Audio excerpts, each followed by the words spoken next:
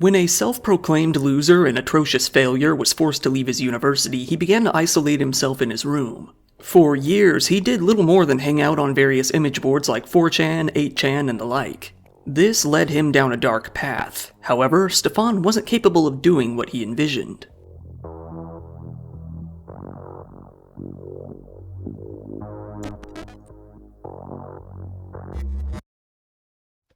These days, it seems like everyone is switching from vapor to flavored air, and this little device that only costs $24.99 is really leading the movement. Do you ever feel like you're stuck in a bad habit just because it's convenient? I'm sure a lot of you do, after all the brain likes stasis and all that. Well, that's why I tried Fume Zero. It's a single-use flavored air device with zero nicotine, zero vapor, and zero batteries. It's not even a vape or anything like that, it's something completely different. It's really simple. You pick it up, draw it in through your mouth, and enjoy how it tastes. That's really all there is to it. There's no smoke, no charging, just pure flavor and a satisfying fidget toy type feel. The best part, it's only $24.99 USD, which is a lot more affordable than most bad habits you could end up with. I went with the peach blush flavor to start out, which is really refreshing. You could also get raspberry, crisp mint, mango, really whatever you like. It really is the most simple way to try flavored air. There's zero nicotine, zero vapor, just natural flavor and a better habit to reach for. So go ahead and try it out now at tryfume.com/product/fumezero or just scan the QR code on screen. And with that, let's get back to the content. We've covered a lot of cases like this one recently. You've got the sad, lonely, isolated kid who grows up to be a terminally online lurker in a bunch of different extremist communities online. While there are a lot of different kinds of these communities out there, one of the most prominent in recent years has been the self-radicalized white supremacists. This case is similar in that regard, but it's also very, very different in a few key other ways, so without spoiling too much of it, let's just start at the beginning. Stefan Balliet was born on January 10, 1992 in Eisleben, a small town in Germany, the state of Saxony-Anhalt to be specific. From the time he was a toddler, Stefan was already a very introverted kid. This meant that, when it was time to start school, he didn't end up making any friends. It didn't help that he was always the shortest boy in his class, something that would remain a constant throughout his schooling. Every once in a while, the school staff would notice him trying to play with kids at recess, only to go back to being by himself shortly afterward. Still though, in the end, his teachers have said that he always did very well when it came to his classwork. Stefan's parents came to divorce when he was 14 years old. This led to Stefan living with his mother outside of Eisleben for the majority of the time while his father lived a distance away. This only served to make Stefan feel even more lonely and caused him to isolate himself that much further. When it came to high school, Stefan would join the Martin Luther Gymnasium. His time here was, if anything, even worse than it was before. He still had no friends, he was still isolated, and it only seemed to be getting worse. Although now there was one more problem, that being girls. Stefan had crushes on a lot of different girls at school, but he was far too awkward and socially stunted to ever make a move on them, only leading to frustration. With all of this, he came to hate school in general. He started failing the bulk of his classes, aside from a few that he was genuinely interested in. The headmaster of the school has since said that he was both mediocre and unremarkable. His half-sister, who also went to the same school, tried to get him to open up and become friends with her own friends. While Stefan didn't really like this group, often feeling like he didn't belong, he was stuck with them because it was all he had. Most of the people in this group remember him as being a bit creepy, mostly only wanting to talk about guns and other weapons, often seeming uninterested in any other sort of conversation. By some miracle, Stefan did graduate from school in 2010. Given that Germany had mandatory military conscription, he was all set to join the military shortly after. This would be the Bundeswehr, the armed forces. He went into basic training, completed it without too much of a problem, and then went into combat training. While in training, he got to practice a lot with a few different guns, mainly the HKG-36 assault rifle and the HK-P8 pistol. Despite finally being able to interact with the weapons he loved so much, Stefan couldn't be completely happy. Much like in his schooling, he was bullied by a lot of his fellow soldiers. He was called the Potato due to his short stature, his buzz cut, and his non-athletic build. He came to hate the Bundeswehr as a result, saying that they were stupid, exhausting, and nothing like a real army. After only 6 months, he left the armed forces for good. According to his records, he was more or less a normal young man at the time. He didn't exhibit any signs of any particular ideology, let alone extremism. With his stint in the military over, Stefan decided that, despite his hatred for school, he would move on to a university and start taking some courses. In 2011, he enrolled at Halle University. With the newfound freedom that came with being an adult, one of Stefan's top priorities was to buy some weaponry of his own. Given that it would be a bit harder to get a gun, he started with purchasing a Glock brand combat knife and a medieval-looking longsword. It seemed that, for the first time in his life, he was genuinely happy and coming out of his shell just a little bit. Stefan majored in molecular and structural product design, which is a specific subset of chemical engineering. After studying that for a year, he studied regular chemistry for the next. This would all come to an abrupt halt at the end of his second year in school. This was when he developed a still unspecified serious illness. While we don't really know what it was, we do know what the major symptom was, that being internal bleeding. He ended up having to undergo surgery several times in order to get it all corrected. Despite being on a good path, he was now left with no choice but to drop out of his university and go back home. Now he was 22 years old, living with his mom once again like the last couple of years had never happened. Stefan wouldn't come to get a job or really do anything of the sort after he came home. He instead received a bit of allowance from his parents along with a bit of funds from the government, most likely due to his illness. While it may have been an easy life, Stefan didn't enjoy it at all. He felt cheated in life, and from then on he started to reflect on his time growing up. Thoughts of ridicule, isolation, and all of the bullying began to cloud his mind. Like many other young men in this situation, he started turning to the internet as a form of escapism. He came to find himself enamored with online image boards, things along the lines of 4chan. He also visited 8chan, nanochan.org, and jule.world fairly regularly. At first, all these boards really did was get him interested in anime. He started to talk about his waifus online fairly regularly. He got into anime like Watashi ni Tensei ga Moetara, a girls' love series, and the Monogatari series. It seemed that Stefan took much more of an interest in the more youthfully portrayed anime girls. He would often use them as his avatars online and would listen to the music from their show's soundtracks regularly. It wasn't only anime content that Stefan would find himself invested in while browsing these image boards. He came to be very interested in the idea of the Great Replacement theory, often binge-reading any post talking about it. He also became a firm believer in the ZOG, the Zionist Occupation Government theory. This is the theory that I'm sure a lot of you have heard before, the one that states that the Jews are the grand puppet masters of the world and control every government on Earth through covert means. Stefan came to be so invested with this idea that he began to blame the Jews on any problem he could think of, major or insignificant. He said that the Jews were responsible for the rising rates of migrants in Europe and felt that, because of them, the local government wouldn't do anything to protect him from black people or Muslims. Due to the growing paranoia he was developing as he continued to read, he bought himself a Smith carbine rifle to protect himself. Stefan got to the point where he wouldn't even communicate with his family anymore. He would spend hours and hours inside of his room, refusing to let his mom in for any reason, even when she wanted to bring him some food.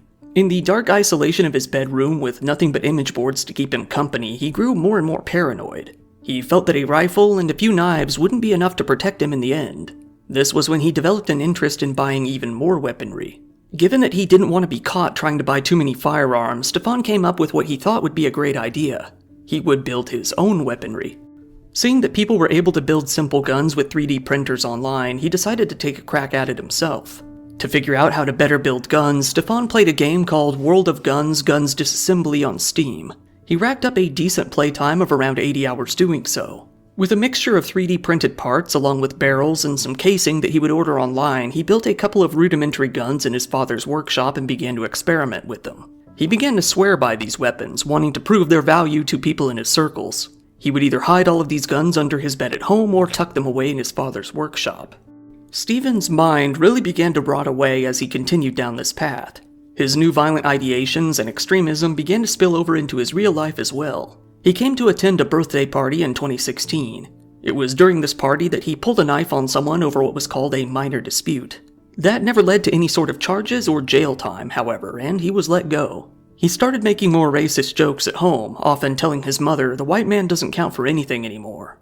He even began to berate foreign workers at restaurants with his family, making all of them uncomfortable. All throughout this time, Stefan continued to build and stockpile weaponry and military-style clothing in secret. One day, his half-sister and her then-boyfriend even came across him working on something in his father's shop, something that they couldn't discern aside from the fact that it was metal. He didn't really even know what he wanted all of these weapons for, but he felt compelled to keep making them. This life would continue until Stefan was 27 years old.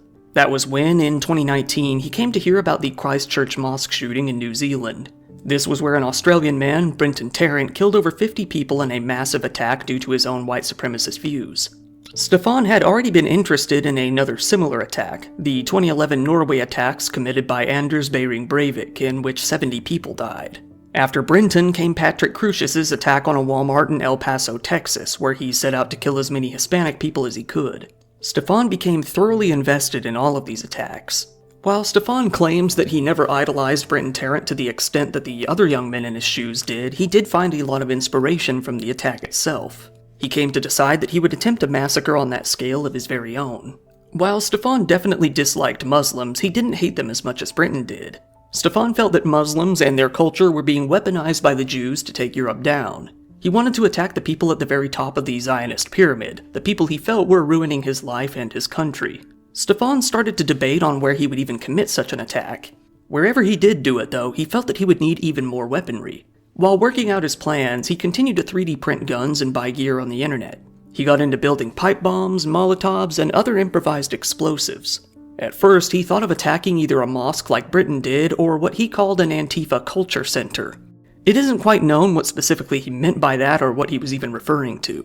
In the end, he stuck with his original intention to kill Jews. However, he didn't really know how to go about attacking the secret government that he had in his mind. So he decided that he would aim for a much smaller goal, just killing some Jewish people in general. There were actually so few Jews in his area that he didn't have a whole lot of options when it came to finding them in a group. The only real option was the Jewish community of Halle, to be specific, the Saleh Synagogue. It was now July of 2019, just a few months after Brenton Tarrant's attack in New Zealand. With no other prospects in life and years of isolation in 4chan, Stefan came to believe that this was all his true calling. He rented a Volkswagen SUV so that he could drive around the city and scope out the synagogue in its local area. He began to research what time of year might result in the biggest crowd at the synagogue. He learned that this would most likely be on Yom Kippur, the Jewish holiday that would be taking place on October 9th that year. Stefan knew that, if he wanted to be like Brenton and his other disciples and get the sort of notoriety that they did within his circles, he would need to emulate what they did. He bought a Samsung Galaxy S8 phone to attach to a helmet in order to livestream his planned massacre. He also began writing out a manifesto of his own, although it doesn't seem that he had any grand plans for any sort of writing. He would come to write his manifesto in English, likely so that more people would be able to read it. The problem is that Stefan's English wasn't really the best. Nevertheless, he did come up with a few pages of documents.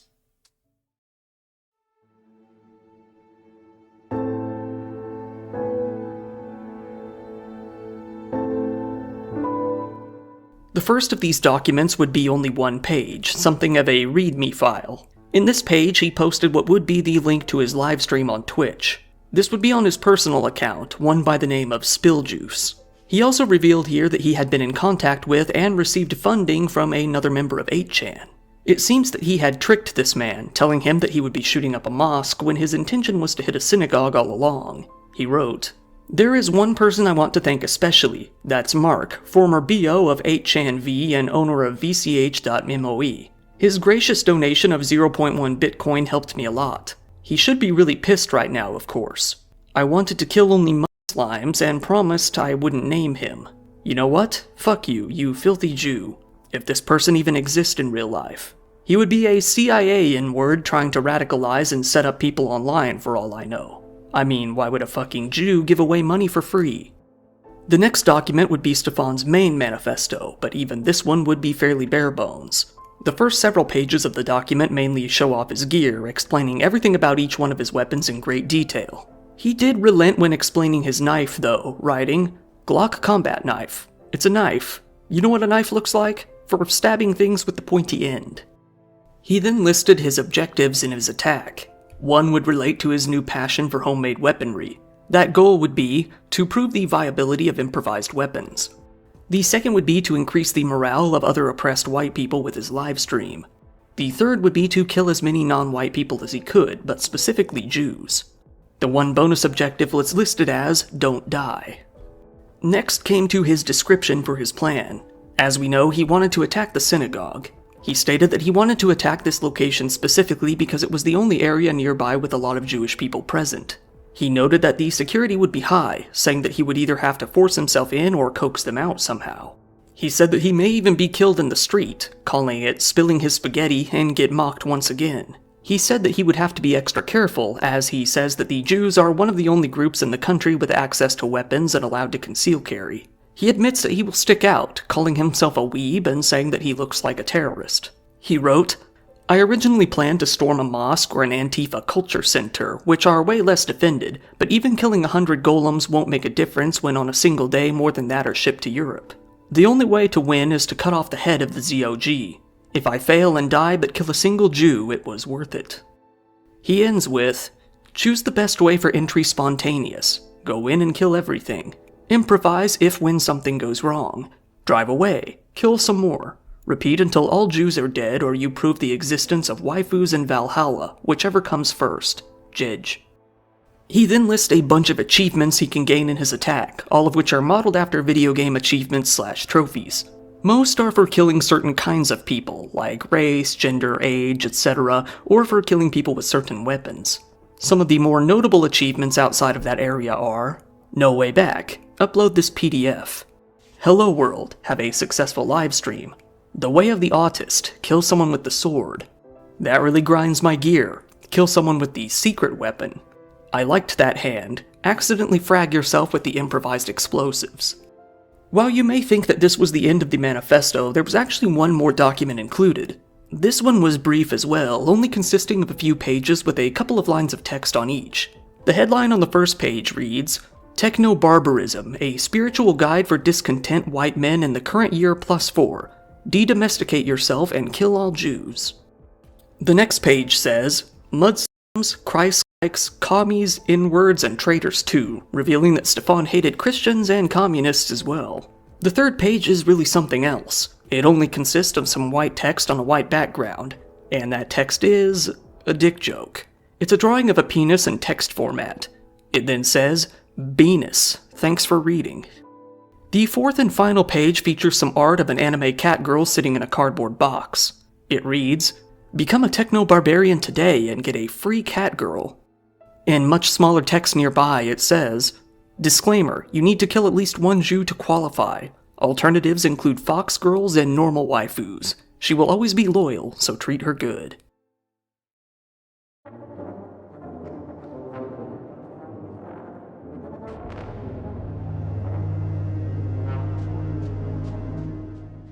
And with that, Stefan felt that he had made the motivations for his attack abundantly clear. Now he had nothing more to do than wait for the day of Yom Kippur to come.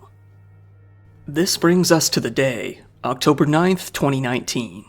Ever since the Munich massacre in 1972, all Jewish facilities in the country were entitled to state security precautions. This meant that the state police forces would often surveil these areas. However, in smaller towns, this was more or less ignored a good chunk of the time. On this day of Yom Kippur, there would be no police presence whatsoever. The smaller synagogues in the area also didn't have a whole lot of money to provide for enhanced security themselves either. This particular synagogue's security mainly consisted of a secure doorway with an entry pad and a security camera. At the time, there were over 50 people in attendance, 10 of which were actually Americans. Stefan set out for the day in his rented Volkswagen. Sitting in a parking lot, he booted up Twitch to begin his live stream. The Spill Juice account was now live. Stefan kept the stream unlisted, meaning that it wouldn't pop up in any recommendations and could only be viewed via a direct link. This was most likely because he felt that the stream would be cut short if a larger audience were able to view it. Stefan posted his manifesto and livestream link to an image board he had been frequenting called Meguka. With him, Stefan carried some guns that he had made from instructions and models he found online. A Ludi 9mm Parabellum submachine gun, a 12-gauge slam blast shotgun, and a single-shot .38 special pistol. In addition, he also had a wide variety of other 3D printed guns, knives, and homemade explosives. It was now just before noon, and Stefan was setting up his live stream while lounging around in his car. He put the smartphone onto his helmet and started the car. All of this took him a surprising amount of time to get done. He then turned on the camera to show his face and introduce himself. In his poor English, he introduced himself as being Anon, a user of any of the 4chan-style image boards. He said, "Hi, my name is Anon, and I think that the Holocaust never happened. Feminism is a curse of the planet Earth and a scapegoat for mass immigration, and the root of all these problems is the Jews." He then turned on some music and set off driving towards the synagogue. At 12:01 p.m., Stefan parked his car on the side of the road just outside the synagogue's main gates. He tried to open the door with the secure keypad, but this unsurprisingly did not work. So he decided to move toward the coax them out part of his plan. He muttered, "I wonder if this will bring them outside," and threw an explosive over the wall. To his surprise, there was apparently no reaction at all. He walked over to another gate that was slightly ajar, but it wouldn't open at all either. He returned to his car to get some more explosives. As he did so, a bunch of his gear started to fall out of his car and pour out into the street. He scrambled to get it all back inside while muttering to himself, evidently pretty embarrassed.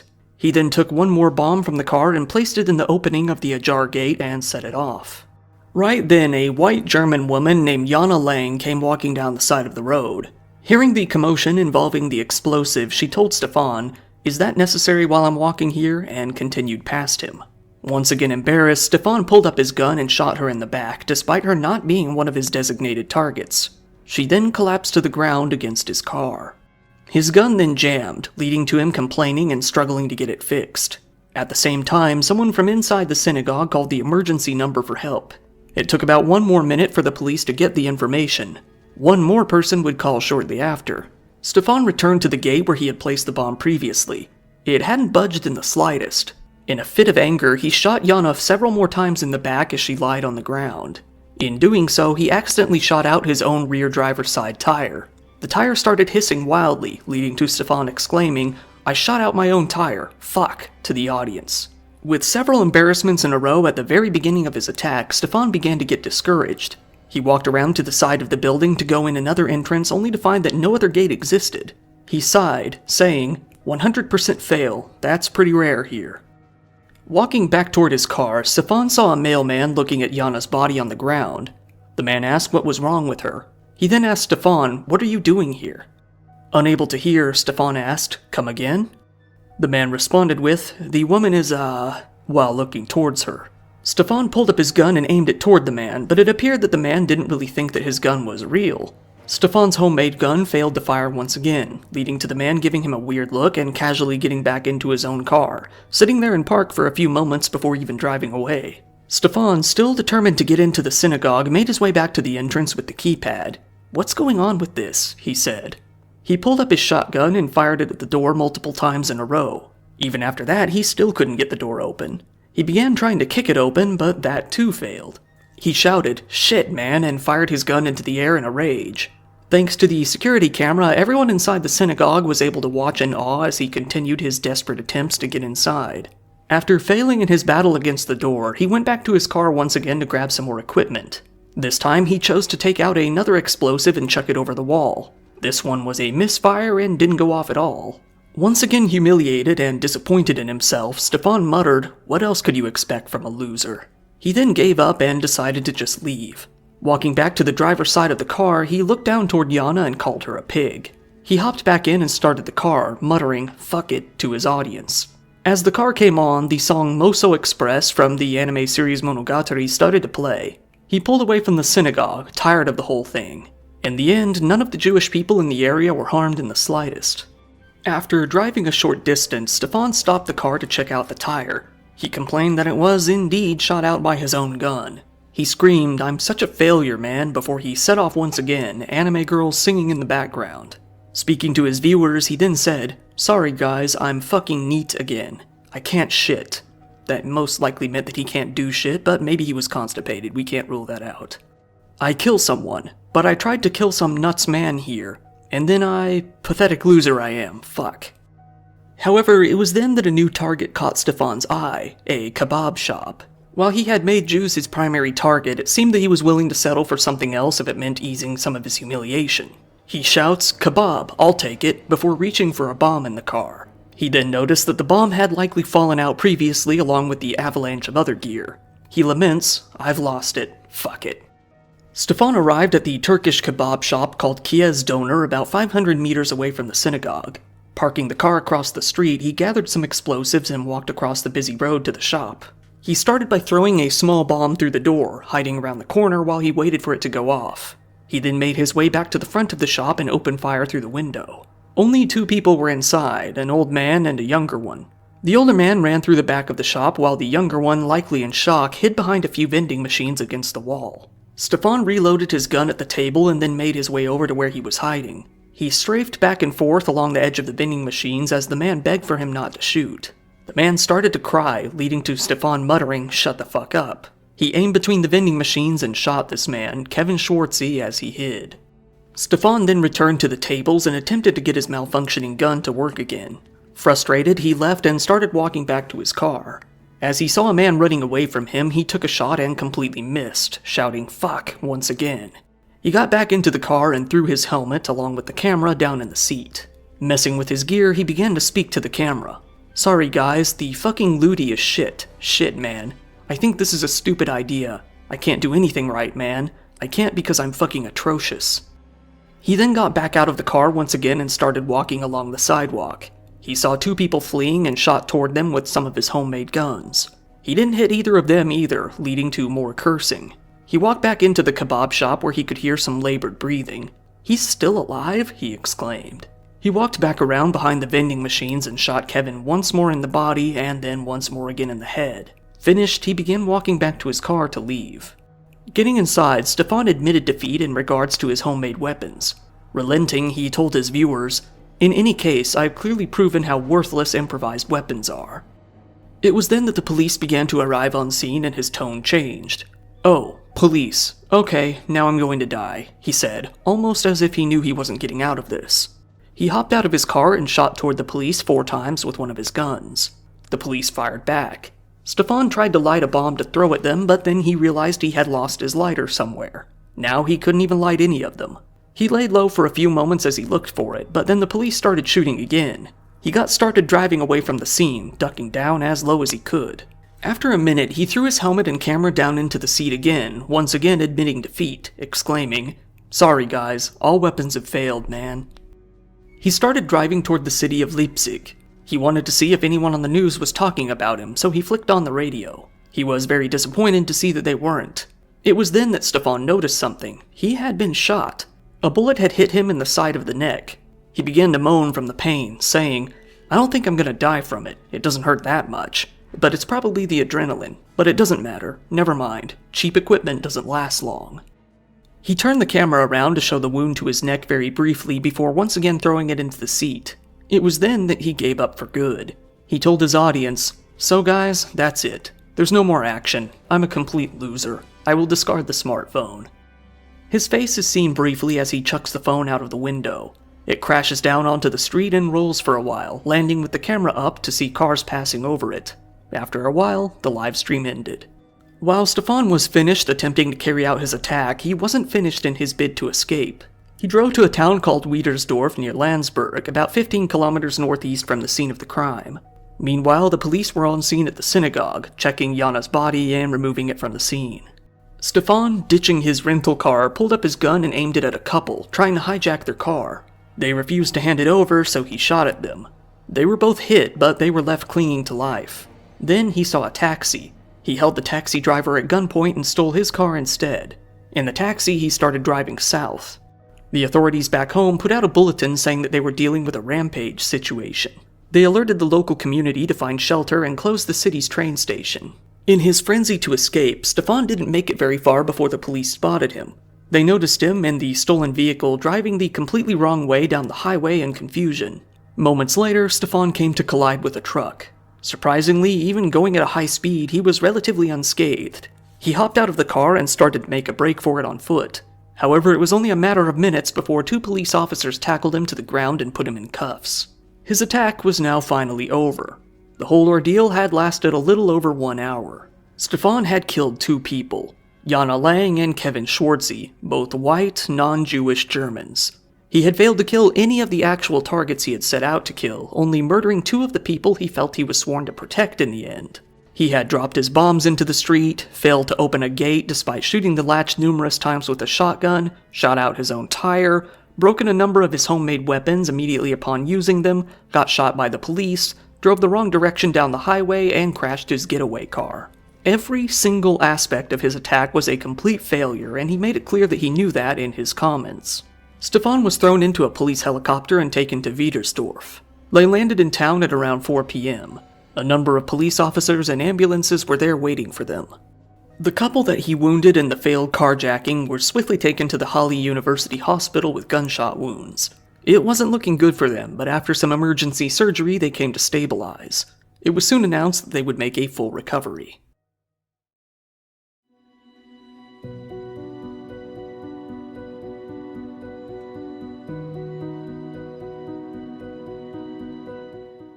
In the first few hours after the attack had ended, the police were really working under the assumption that there must have been one more attacker, and this was probably due to the fact that the attack had taken place at 2 locations in a very short amount of time. However, by that afternoon, they had become pretty sure that Stefan was likely the only guy involved. They were interested in finding out whether or not he had been part of a social environment or some sort of network of criminals that might have helped him out, though.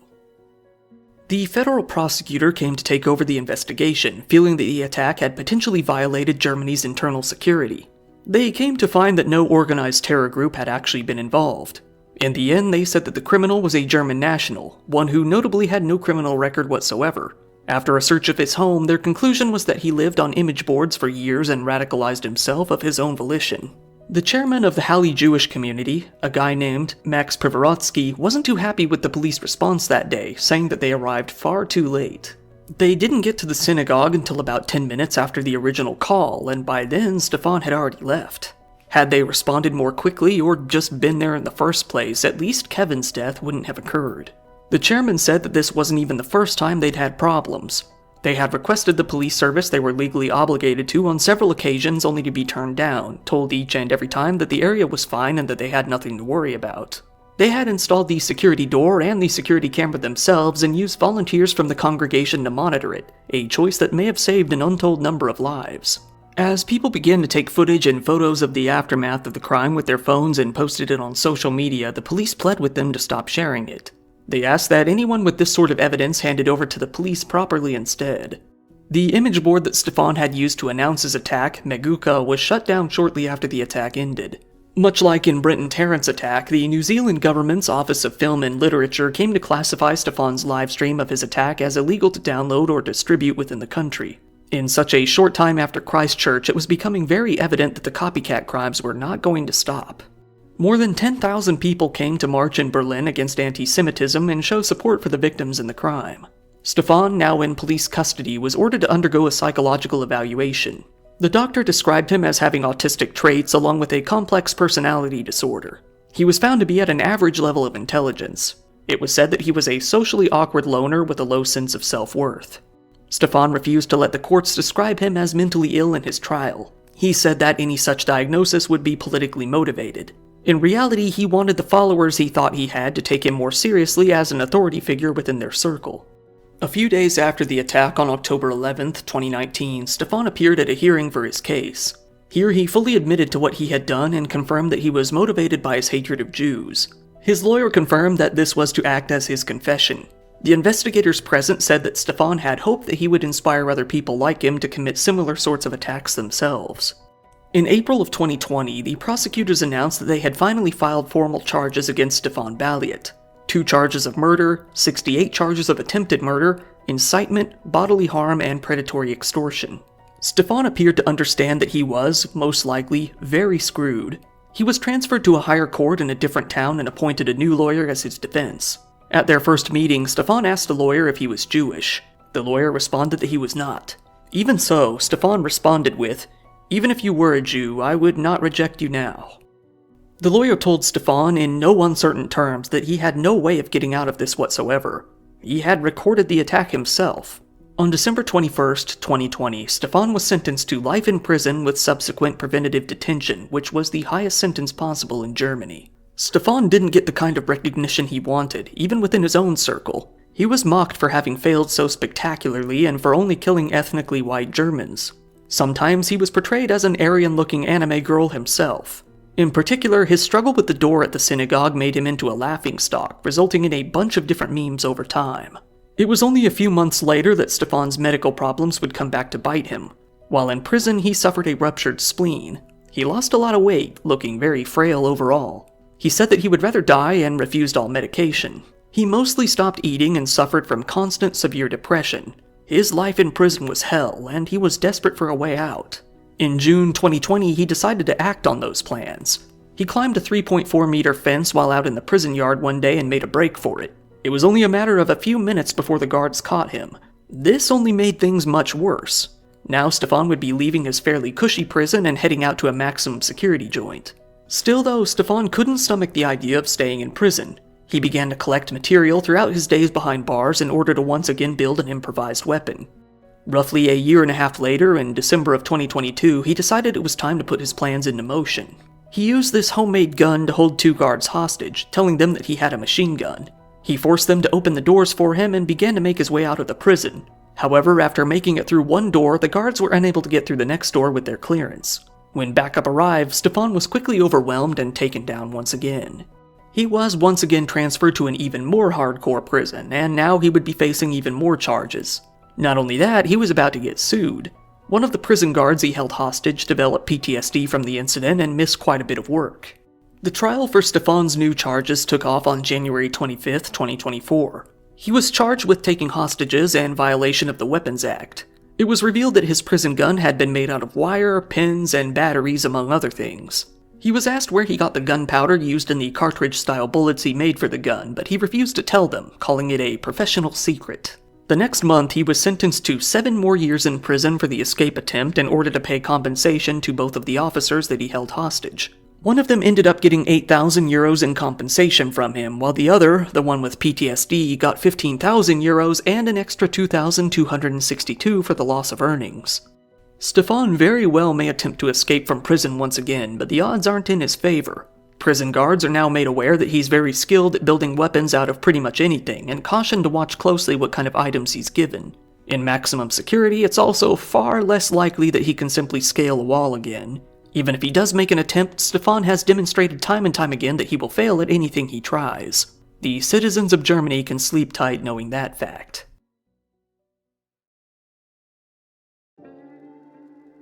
Once again, thank you for watching my video. If you found it interesting, please give it a like, it really helps me out in the algorithm, and feel free to subscribe if you want to see more content like this. These days I have a merch store. There you can buy some merch, and that's things like shirts. If you want, go ahead and follow me on social media. If anything were to ever happen to the channel, or if you just need to get a hold of me, that's the easiest way to do it. I also really appreciate when people subscribe to my Patreon. There you can get videos early, ad-free, and uncensored. Channel memberships are up too, and you can get most of the same benefits there as well. Once again, this has been your host Kyle.